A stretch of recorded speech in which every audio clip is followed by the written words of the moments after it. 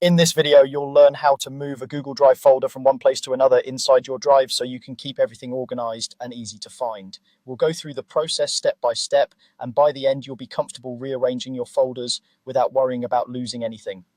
First, you'll want to open Google Drive. You can do this in any web browser by going to the Google Drive website and signing into your account if you're not already logged in. Once Drive is open, you'll see your files and folders laid out, usually in either a grid or a list view. It doesn't matter which view you're using, the steps will be the same. Next, locate the folder you want to move. Take a moment to make sure you've picked the correct folder, especially if you have several with similar names. You might want to glance at what's inside the folder first by double-clicking it, just to confirm it contains the files you expect. When you're sure you have the right one, go back to the main view where you can see the folder icon. Now, right-click on that folder. If you're on a computer with a mouse, this means clicking the right mouse button on the folder's name or icon. If you're on a trackpad, you can usually perform a right-click by tapping with 2 fingers or pressing the bottom right corner of the pad, depending on your settings. A small menu will appear with several options related to that folder. From this menu, click the option labeled Move To. This tells Google Drive that you want to change where this folder lives within your drive. When you click Move To, a window will pop up showing you a list of your existing folders and locations.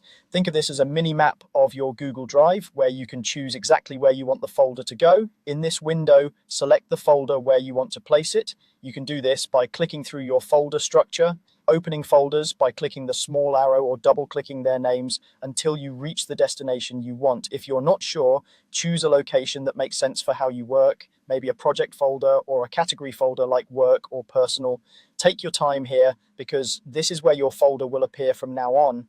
Once you've highlighted the destination folder, click the Move button. Google Drive will now move your selected folder along with everything inside it to that new location.